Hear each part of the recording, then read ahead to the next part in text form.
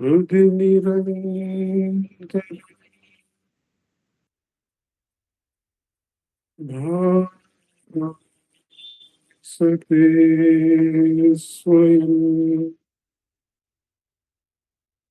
लिख्यते कथम्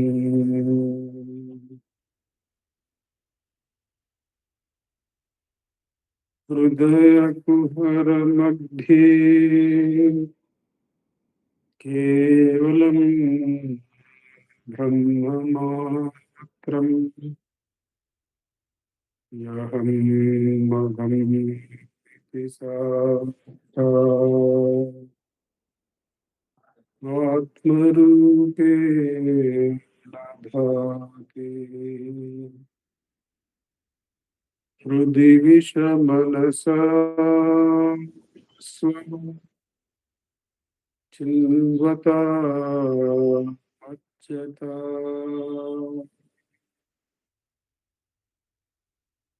पवनचलनरोधा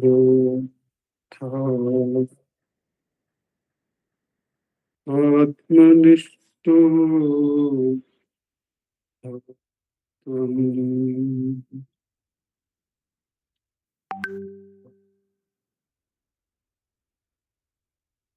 देहं जडात्मिकम् अहं बुद्धिर्न तस्यास्त्यतो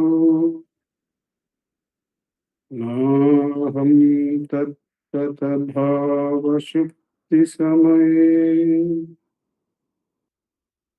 सिद्धात्मसद्भाव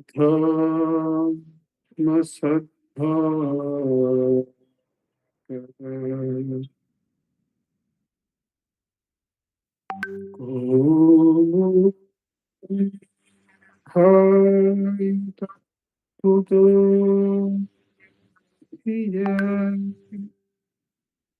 दृष्टा निष्ठा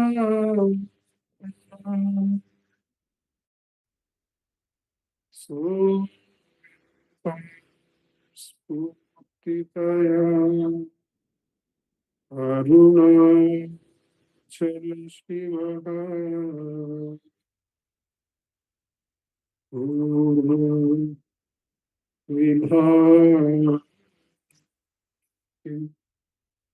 स्वयं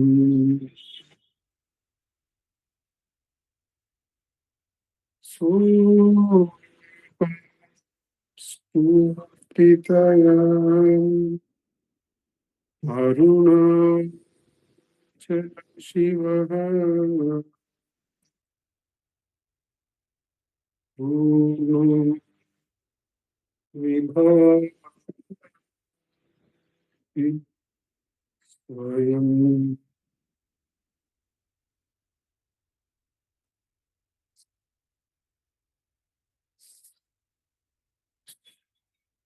Namo Ramana. From the last satsang, we have commenced the meditation on Vivekachoodamani, the crest jewel of discrimination, composed by Bhagavad-pada Shankaracharya as a Prakarana Grantha. Prakarana Grantha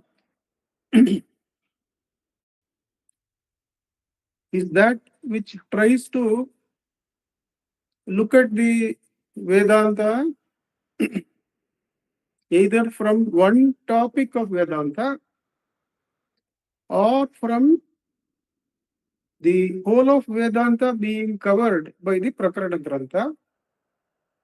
And Vivekachoodamani is a Prakarana Grantha which covers the whole of the important points or important pointers available in the important Upanishads, the 10 most important Upanishads. The Acharya is trying to bring from the forest of Upanishads, where the flowers lay hither and thither, to a house garden like situation where the flowers are easily and organizedly available.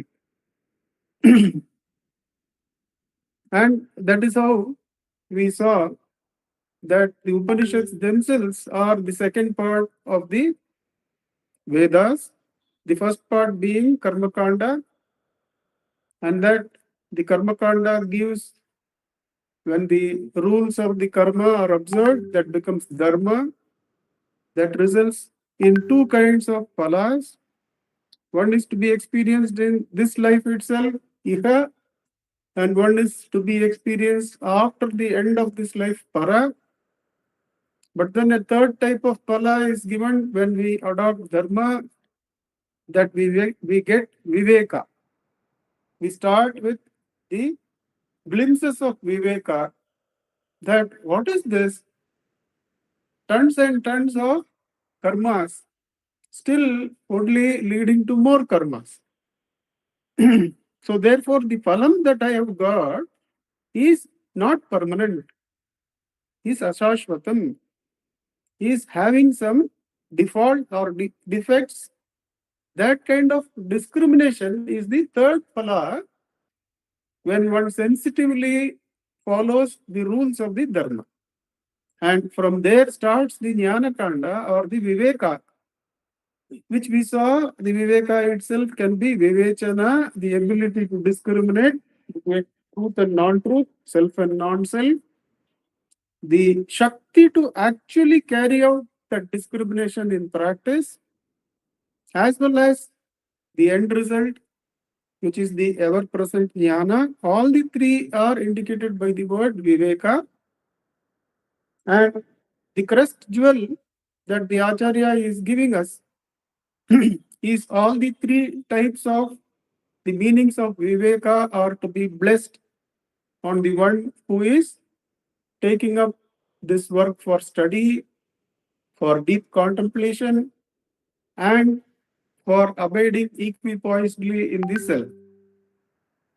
We now come to Bhagavan's look at the, we have been discussing all this as Bhagavan's introduction to the work, how he says every living being tries to be happy without a trace of sorrow, and it is looking in the wrong area of iha para phala, and then it gets vivechana,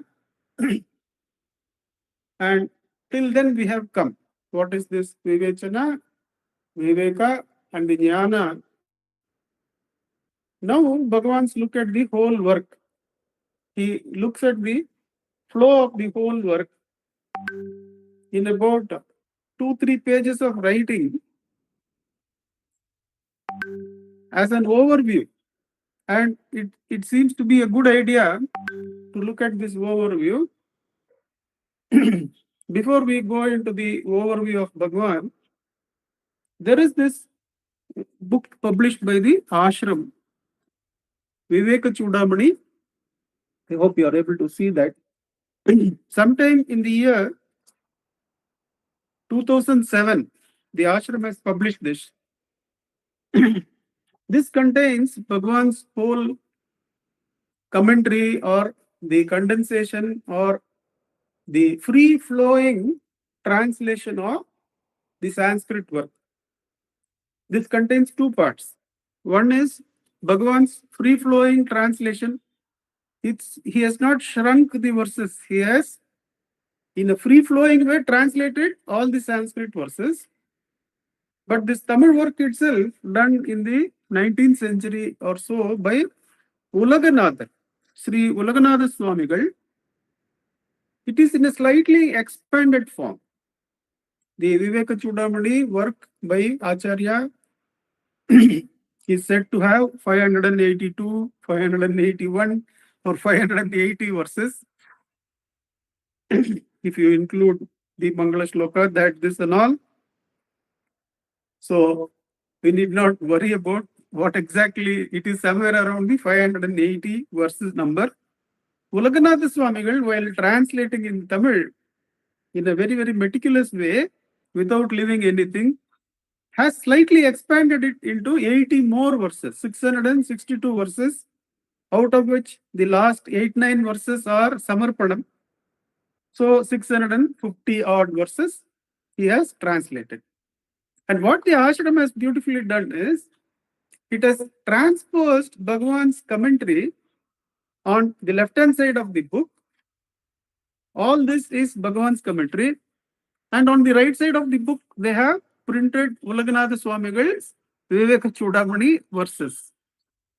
It is clear that Bhagavan has not covered word for word, but it is better than that. That what words Bhagavan has left mostly are repetitions, and his coverage, the free flowing, has covered the connection between the verses also. The connection between the verses is not present in the verses, but while Bhagavan writes the commentary, he connects the verses also in a very meaningful manner, which helps us. So what I am going to do is that I am going to follow the Bhagavan's commentary, keep track of the Sanskrit verses, the 580 verses, and keep track of the Ulaganatha Swamigal's 650, 667 verses, and go through the whole work. The work is about 60 pages of commentary by Bhagavan, and it's all very powerful. So even if we take one page at a time for discussion, what we are looking at is about 60 weeks at least of looking at the work. That is the kind of time or the satsangs required to cover this work. But for our sake, Bhagavan covers the whole work in 2-3 pages of summary, which we are going to see. Before that, I would like some of you to keep track of Bhagavan's commentary and the Sanskrit work. Forget about the Tamil work. I'll do that for the group. With the 580 verses in Sanskrit, one of you or 2-3 of you take that. Now, if I say that, then all of you will wash your hands. So I expect that at least 1 or 2 of you start looking at Bhagavan's, the comments of Bhagavan and the relevant verses in Sanskrit, and post in our group whether any particular topic in the Sanskrit verse you feel left out in Bhagavan's commentary and you want me to talk on that. You should tell me on the week. Well, before Wednesday, say at least by Tuesday evening, you should get back to me. Whoever takes that up, 2 or 3 of you, I think, can simultaneously take up, so that at least one will get something. I strongly feel Bhagavan has covered the Sanskrit to Tamil translation in more than adequate manner. But then, to cover the possibility that it is, the ashram itself mentions that it is a free-flowing translation by Bhagavan. So I would like at least 1 or 2 or 3 or all of you to have the Sanskrit version downloaded. It's all available. It's all very much available in script and other the net can download it and verify Bhagavan's commentary. The collected works is also available as a download. So you can cross-check and tell me if you need any particular points to be covered. I will be also keeping track, but I would like the group to do that particular work for our sake. That is, keep the 580 verses of Sanskrit. You have commentary by Chinmayananji. You have commentary by various Swamijis from Ramakrishna Mission. You have commentary by the Acharya of Sringeri Mutt, Narasimha Bharati Swamigal.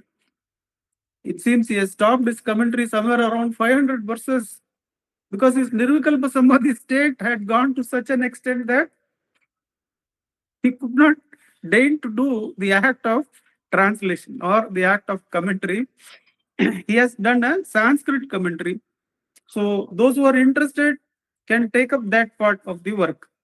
So, and bring up points which you feel will add to the discussion and put it in the Vivekachoodamani group. So now we go into the topic of this particular satsang, Bhagavan's beautiful overview of the entire work. We will also try to see Ulaganatha Swamigal's overview of the work. But first, Bhagavan starts with he covers everything. He starts with the first thing, that the Manushatvam that we have got is something that is an incredible blessing. That first have the gratitude for God giving us the Ishvara's Kripa that we have got Manushatvam. There are various ways in which this particular point is analyzed that we can go in detail when we are looking at the verse. But basically, when we have the Manushatvam, and suppose we don't make effort to come to the self, he says that is equivalent to committing suicide. Now, that is a negative way of saying make effort. Just the emphasis is not on the suicide or running away and all that. It is only a cautious way of negatively putting, please do take the sadhana and the opportunity seriously, because Manushyatvam is something rarest of rare gifts. He is going to add two more qualities, Mumukshutvam and the association with the great ones, Mahapurusha Samshrayam. All those things, the three qualities, if you have somehow been given by God, then if you don't put the effort, he condemns that greatly. Let us put it lightly like that. Then Bhagavan says that what is the way? The way that is suggested by the work is, of course, the Vedantic way of the Jiva, Brahma, Aikyatvam, or the Jnana Marga. The Jnana Marga is the way that is to be adopted by the seeker who wants to liberate himself. And for Jnana Marga, what he has to do as sadhana, the vicharana, the self-enquiry, steady enquiry is going to be the route. So be grateful that we have got this great opportunity as a human being. What is the responsibility? The responsibility is that we should take up the sadhana in the Jnana Marga of self-enquiry and pursue our goal of self-realization.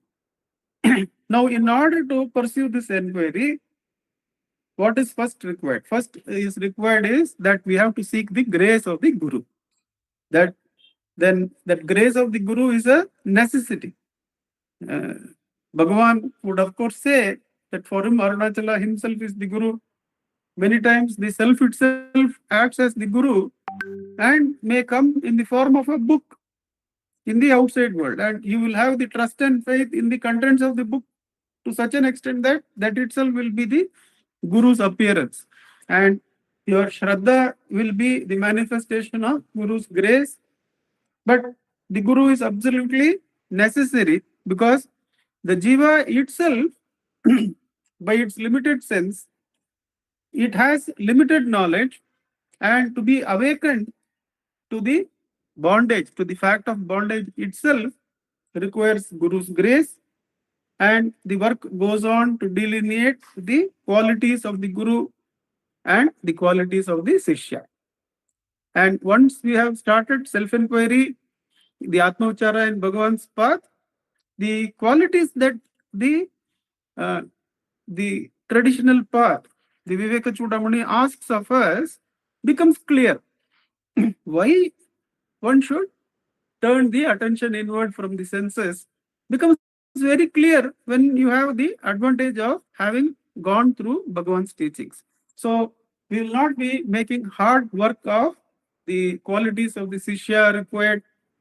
You need not worry about it too much. We'll be able to see the necessity for those things, having gone through Upadeshasaram and Ulladanarpadu.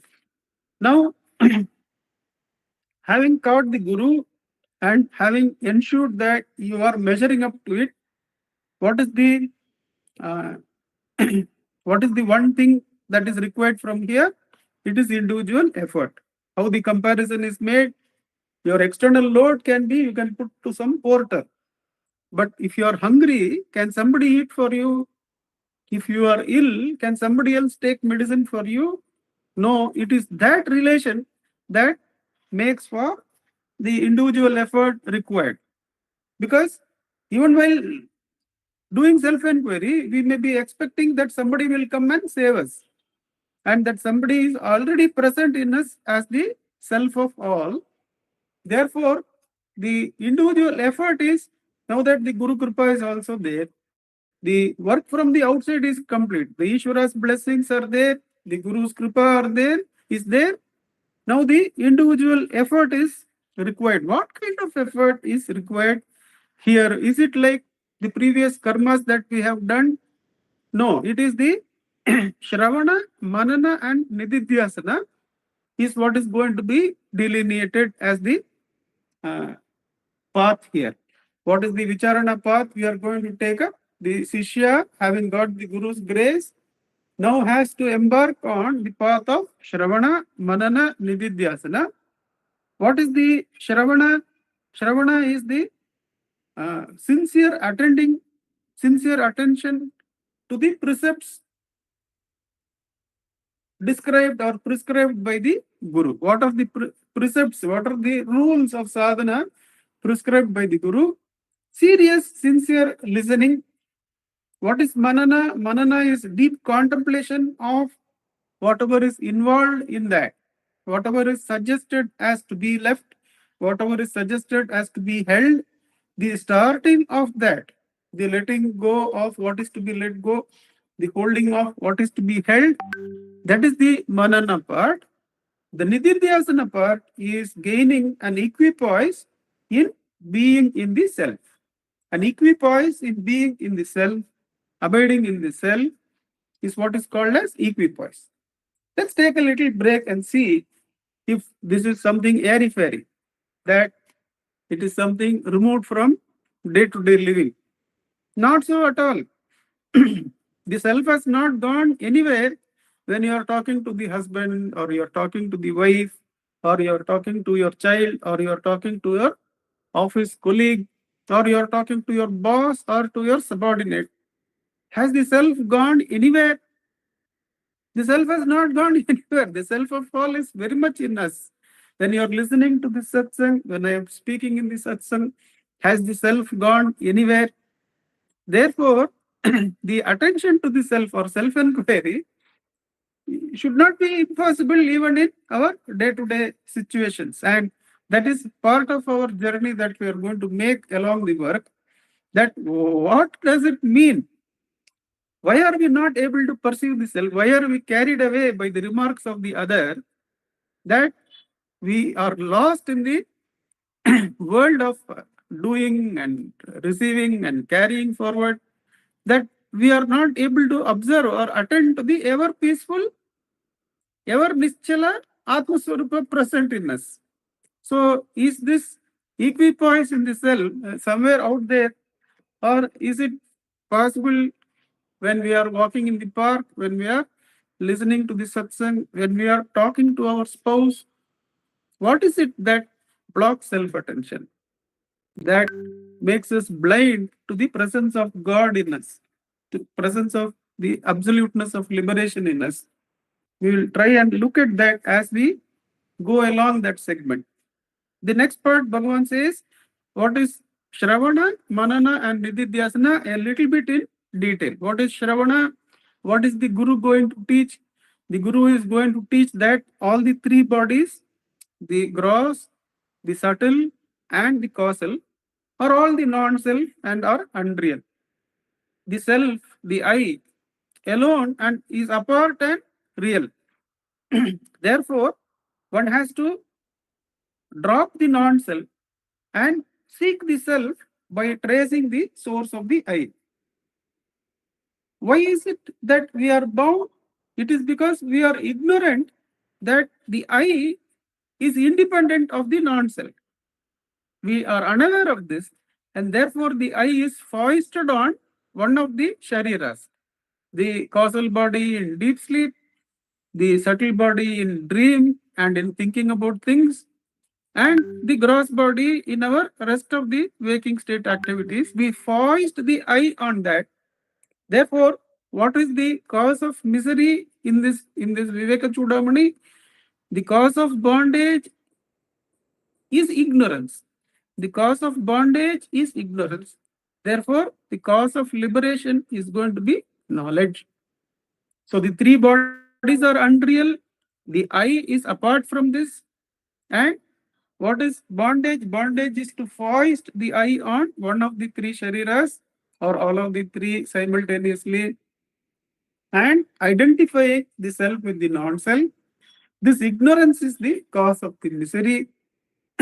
And what is the way out? The way out is through knowledge. To listen to this through the Guru. To listen to this through the Adhikari is Shravana. Now, what is this Adhikari business? We see Upanayanams being celebrated with pomp, almost like any other major functions. They are being celebrated. I have a person who has been doing Gayatri Mantra for 50 years in front of my house. Another person I know who has been practicing Gayatri Mantra and has written down whatever are his experiences and how uplifting the mantra has been over 60, 70 years of life. He has written an article on that. Now, these are the ones from whom the Upadesha has to be got. When Murali, who has been doing it for 50 years, or my uncle, who had been doing it for 70, 60, 70 years, all the three times of the day, and having performed that with deepest of sincerities. Now, when we get the Upadesha from them, now that, and if you send the boy to such a one for 15 days, 20 days to get trained, and what when Murali teaches driving, he teaches first dhyana. He says that you have to be meditative while driving. Therefore, first sit and meditate. Now, what will the Adhikari teach? The Adhikari will teach from experience. That is why it is important that you learn it from the proper Guru, that all the three shariras are unreal. The I is different from them. To trace the source of the I is the sadhana. To identify the I with one of the shariras or all of the shariras is the ignorance which causes bondage. And the way out to liberation is to get the knowledge that the self is free of all the three bodies. That is Shravana. Manana is to actually initiate the process of delineating the I from the three shariras and the panchakoshas. The panchakosha tattva and all will be delineated by the work, and we will understand that clearly in this part. What exactly is it? To delink the I, the consciousness, from the panchakoshas and the three shariras. The who am I is the enquiry to be initiated. And one starts heading towards the universal heart. This is like the darba grass is taken out of the covering sheath. The darba grass, which is supposed to be used for many of the homas and other things, how they take it out of that the whole sheath without disturbing the sheath or breaking the grass. That kind of sensitivity is what is required to extract the I from the non-self. Suppose we are talking with our child. Therefore, the anxiety is overclouding our responses. We are constantly in a state of reacting to whatever is being said by the child. It is our reactions to the child that prevent us from observing or being aware of the self here and now. So, more important than our reaction to what the child is saying is the observation of our own reactions, which is blocking our perception of God within us, the self of all within us. So, self-observation or this extracting of this I from the non-self, that is why it is said to be sensitive, because it is encrusted in our vasanas, which come out as the moment the child says 35 marks, 70 marks, 80 marks. I met this man, I went there, hereafter I have decided to do this. Immediately there is a churning of reaction from vasanas, which prevents us from seeing the God present in us and the child simultaneously. We are going to see what is it to extract the kusa grass, the darba grass from the covering sheath in dynamic, in day-to-day living. Why is it that we are not able to see the God who is ever present, the self that is ever present. And what is it that we have to do by ourselves when we are not engaged in any kind of action? What is it that we have to do to extract the I from the Panchakoshas and the three Shariras? That is Manana. Now, as we do this, as we free ourselves from Upadhi, we are going to slowly move to Nididhyasana. And the Acharya reveals some secrets to us here through the Vivekachoodamani, and Bhagavan delineates us to that as you do Manana, what will happen is that our inquiry will start widening. When you are perceiving the self, even in your day-to-day living, our expansion of the inquiry takes us to what is the common thing binding me and my son.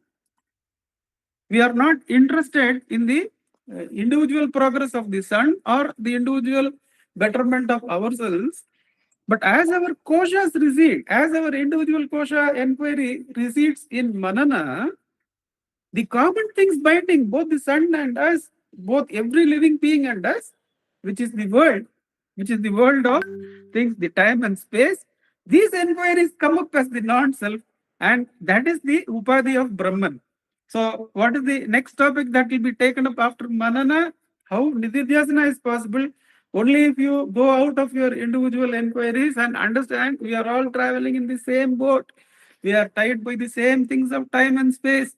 Therefore, the inquiry will shift to the upadhis of Brahman itself. That is the world. We will understand that world by itself is unreal, just like our upadhis are the non-self. The world is the non-self covering up the Brahman. That is how the Vicharana will proceed. That is the Vivekachoodamani telling us that you take up the Manana, and the Nididhyasana is possible only when you are freed of all the bondages binding all the jivas. That will come naturally. The world of name and form is but an adjunct to the Tat or the Brahman.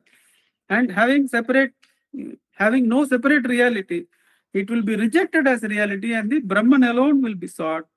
The truth of the Mahavakya will start dawning on us, that Tattvamasi, that I free of my koshas, the Pancha koshas, and the Brahman freed of the world of names and forms, are one and the same as the Satswarupa. So the Tattvamasi is experienced, you start experiencing the Aham. The Aham is the I of the individual. This Aham is the I of the entire creation. Therefore, there are no two selves, one just being bound by the Panchakoshas of the Jiva, and one being trapped in the entire creation of time and space and other adjuncts. All those adjuncts drop off, and one understands there is only the I. But is the work over here that as soon as you come to this point in inquiry? No, this is when the previous vasanas which have been hidden, they start rise up and start blocking our understanding that there is only one I, whether it is for the individual or for all put together. There is only one I. So it is I. We'll just get a feel of it, but the previous vasanas will come and break it down, he says. And that is where our Atma Anusandhana should start. That we should start the chapter. What is it, Atma Anusandhana? That we have now understood. Our koshas are also unreal. The world of names and forms are also unreal. Only the self is to be held. So the dialogues with other people and all that, they recede into background. That automatically you will be able to hold, because we know we are also tied. They are also tied by the same factors of time and space. So our inquiry will be on behalf of the whole of all living beings, that we are all tied by this common, which are unreal. They are all non-self. So only to be dropped and I to be held. And there the Nididhyasana starts, but it is broken up by the previous vasanas. That is where Atma Anusandhana should start. It says Atma Anusandhana is treating the heart as the curds, treating the who am I as the churning, and doing the sadhana as the friction of the churning of our butter. And naturally, the Tattvamasi, the Aham Brahmasmi, is going to be the jnana that there is only one I, which is there as the truth of the individual as well as the truth of the samashti. Therefore, this Atma Anusandhana, what it does, it leads us to Nirvikalpa Samadhi. As Akka would often say, taking from Appala Patu, Santatam Salipara Santoshamagave Atma Anusandhanam Seidupara. Do the Atma Anusandhanam of who am I? Now, not merely from the Panchakoshas, but from the non-self covering up the Brahman together. That Atma Anusandhana is held continuously. That leads to Nirvikalpa Samadhi, and the strength of Nirvikalpa Samadhi cuts the heart knot, cuts the Chit Jada Granthi, says Vivekachoodamani. The Chit Jada Granthi, which is tying the Jiva down, which is tying us to the Samashti, that is broken once and for all, and one starts into self-realization, which is itself called as Jivan Mukti. So, from seeking the Guru's grace, hearing the truth from him as an adhikari, when he tells, something happens. From Anubhava, he tells, something happens in us. We already, the inquiry is deepened. And one should pursue, free oneself of the koshas, do inquiry even while engaged in the relationships with other koshas. Then we come to the samashti, the world of names and forms, binding all these bodies together. When that inquiry comes, we start finding that there is only one I permeating this body as well as the samashti. Therefore, the I starts being experienced, but then the recrudescence, the coming out of the previous vasanas is to be handled there by again and again dropping the thoughts and holding the I. That is when the Atma Anusandhana or churning or remaining in the heart with effort. Bhavashunya Sadbhava Suspitihi Bhavana Balad Bhakti Rukma. Bhavashunya Sadbhava. All the bhavas have become shunya. Whether it is the bhavas covering the individual or the bhavas covering the samashti, all have become shunya. And there is only sadbhava. Sadbhava is I am, which cannot be taken away by anyone. That I am is present in the heart. And that is Atma Anusandhana. In the heart, one has now entered into the heart and is holding that, but with effort. That effort indicates that there are some hidden vasanas. And those hidden vasanas are all worked out, burnt out. And one naturally abides and identifies with the I that is there in the heart. That is where the Hridaya Granthi is cut once and for all. All the karmas are at an end. Vidyate Hridaya Granthi is what is described from there on, as in the Upanishads. Now, what is the experience there? The experience of self-realization is called as the liberation or moksha. And there, two types of samadhis are described by Vivekachoodamani. One is the samadhi, two types of mukti are mentioned. Two types of samadhi are also mentioned, savikalpa and nirvikalpa, but that we have covered in the Atma Anusandhanam. The two types of mukti are Jivan Mukti and Videha Mukti. What are the lakshanas of Jivan Mukti and Videha Mukti are covered by the work. And once that area is covered, the Sishya comes back and shares his experience that, oh, this is what has happened in me.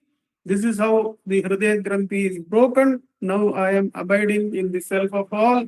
There is only Ananda Swarupa. There is only bliss. There is only Jnanamayam. And the Acharya gives Punarupadesha.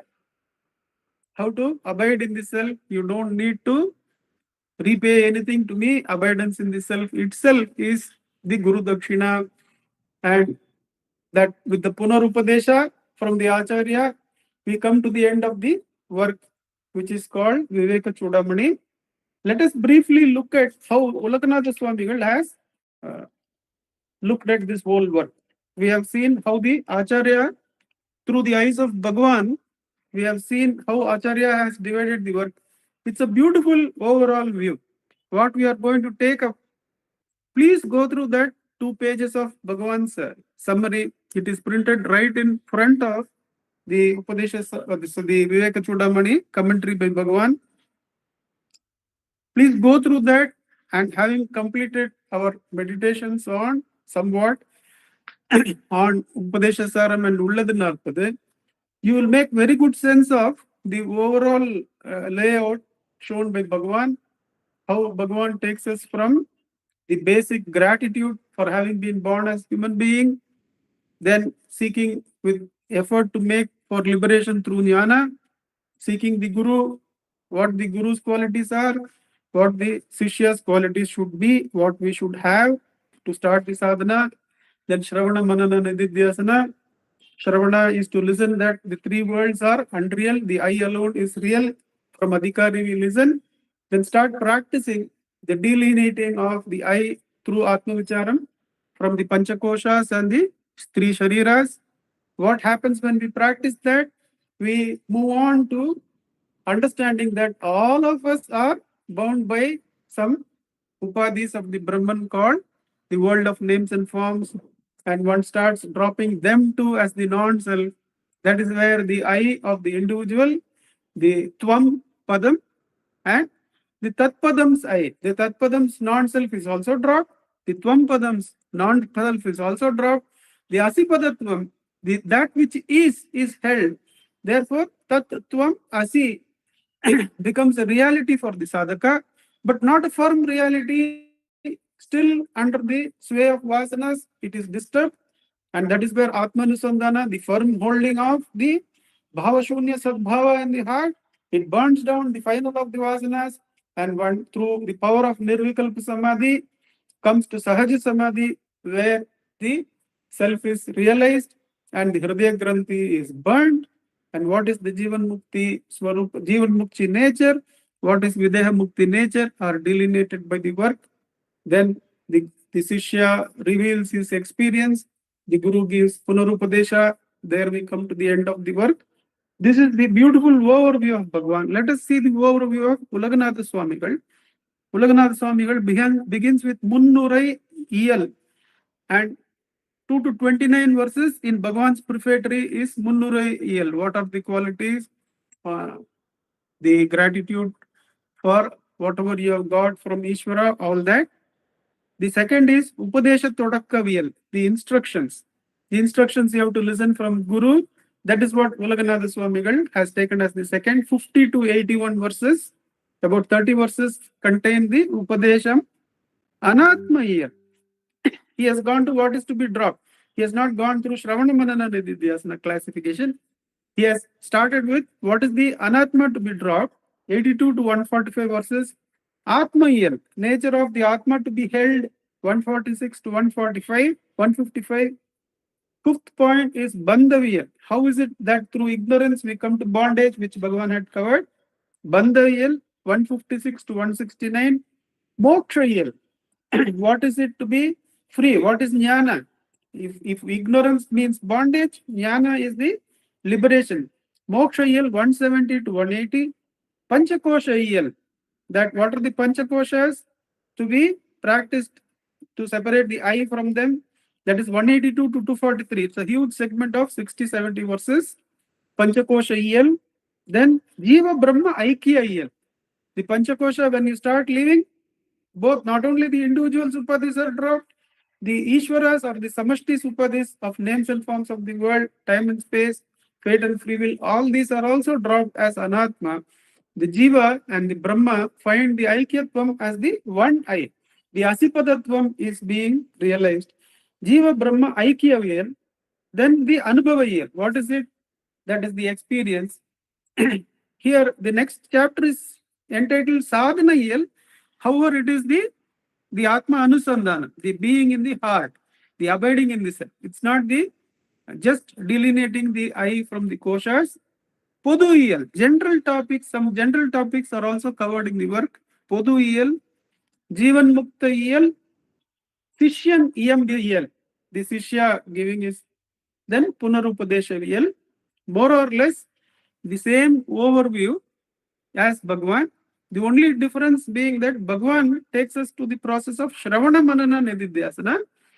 Ulagnath Swamigal goes into the contents of that. That is, what is Anatma, what is Atma, what is the holding of the I, and what is Jiva, Brahmaikyatvam, like that.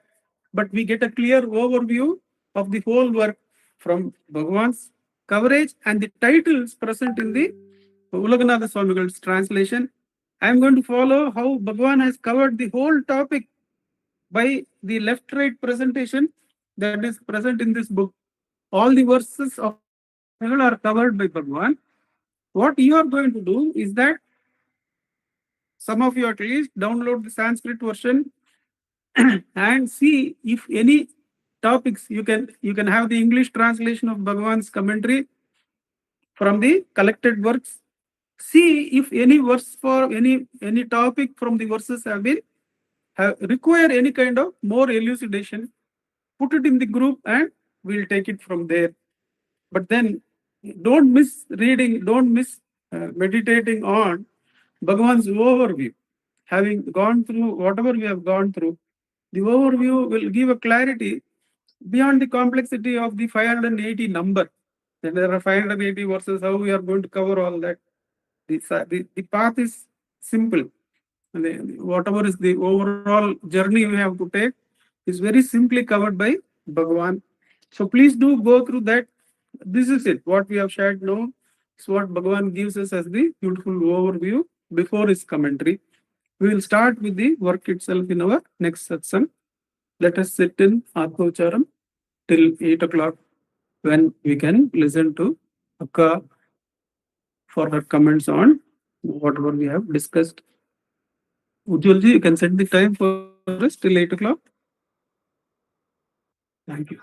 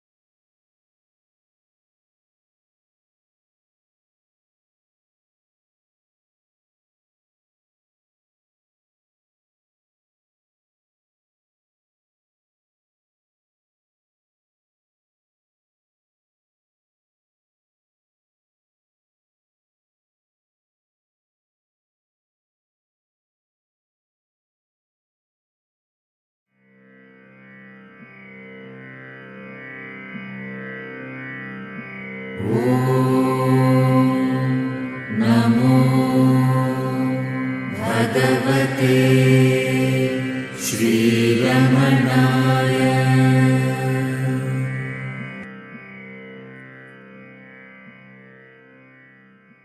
Namo Ramana. Namo Ramana. Prostrations to Ramana, shining as a self in all beings. With the immense grace of the self manifest as Ramana, we are now into the second session of meditations on Adi Shankara Bhagavad-pada's Vivekachoodamani that has been translated in an essential manner, taking the essence into account by Bhagavan. And he has translated it and made a concise version of Vivekachoodamani in Tamil.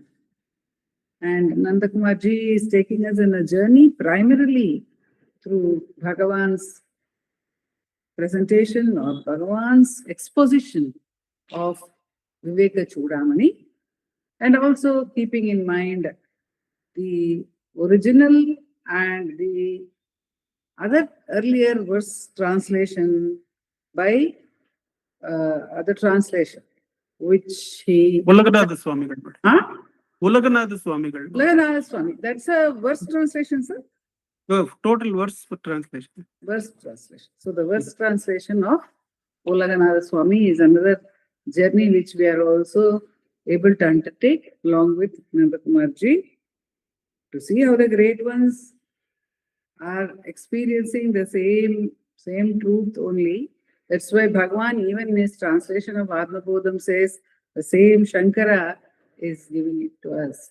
And today we have been given insight into the summary which Bhagavan has made of the Vivekachoodamani.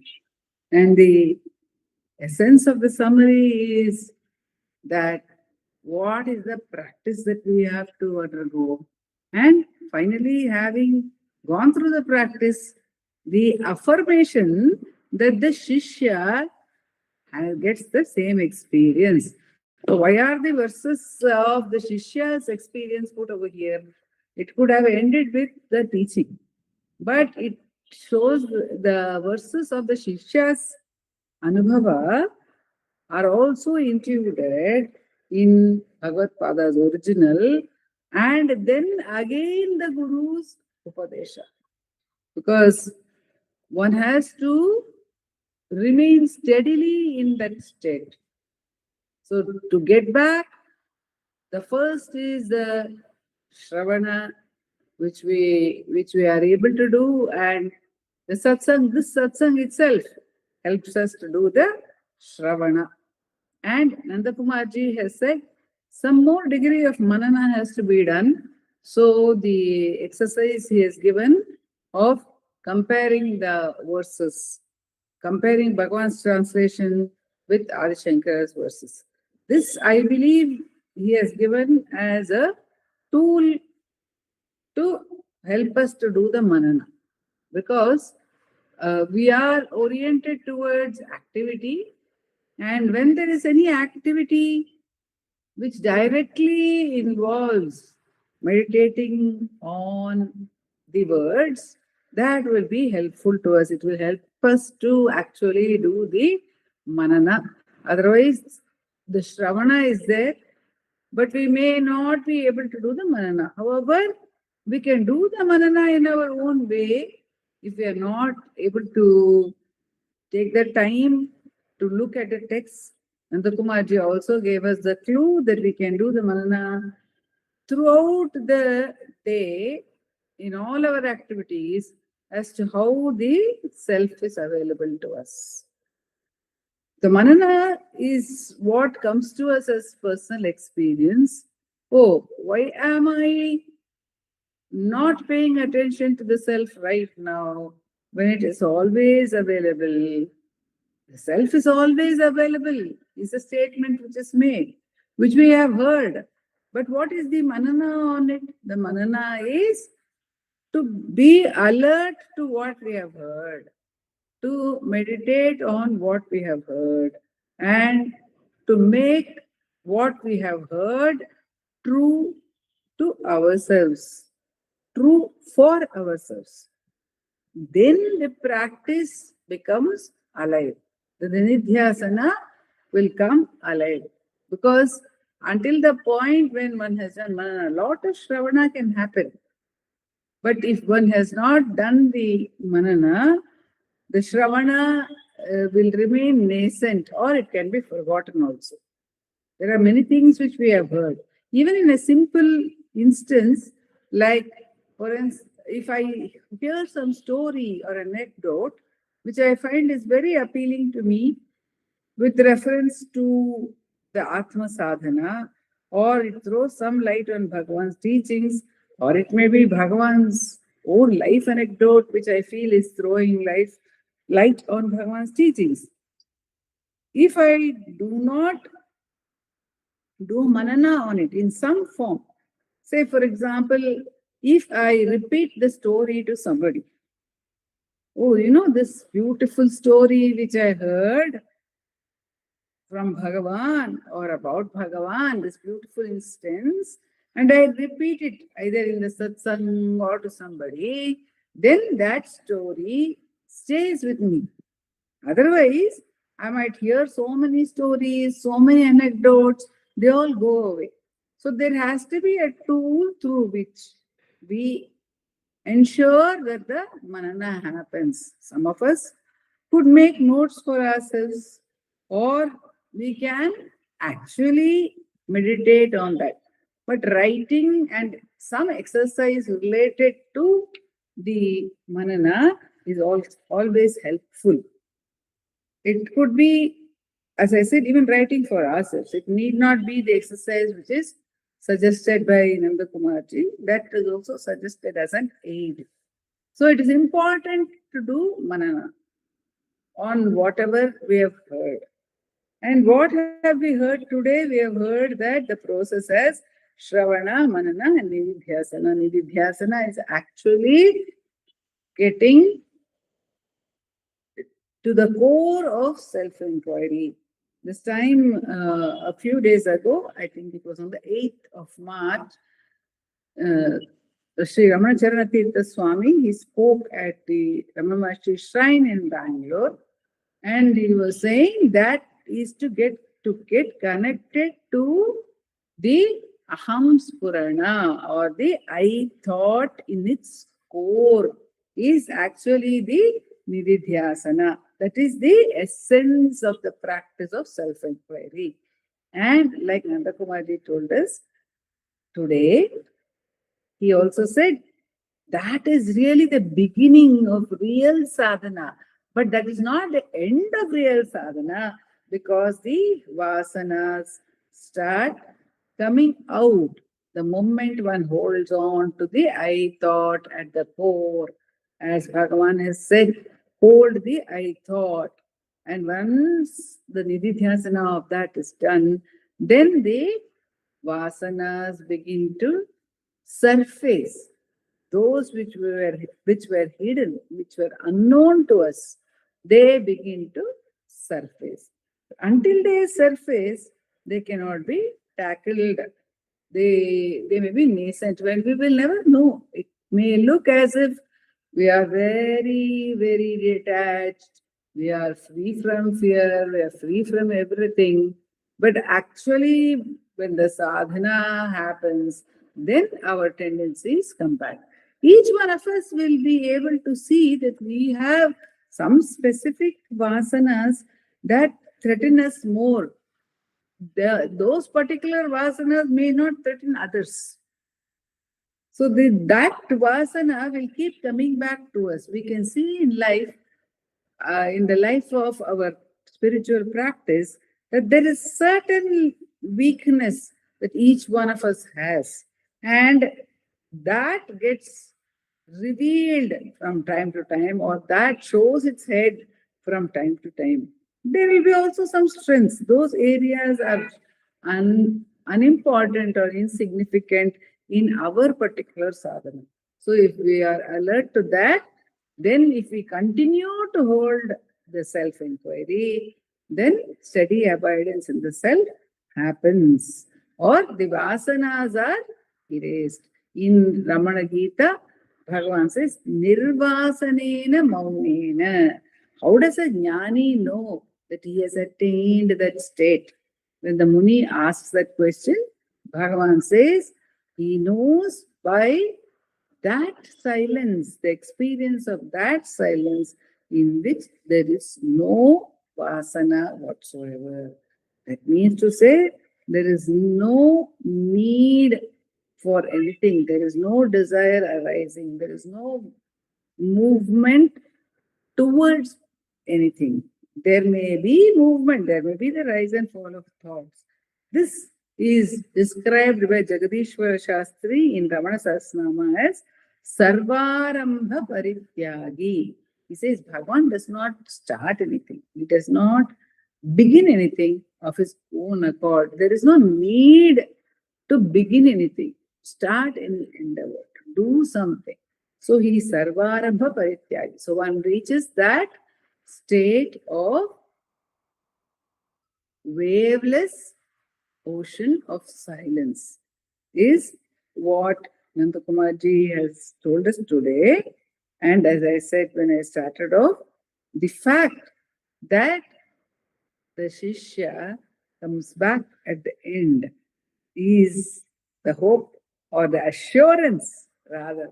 It is, Bhagavan says, not hope but assurance.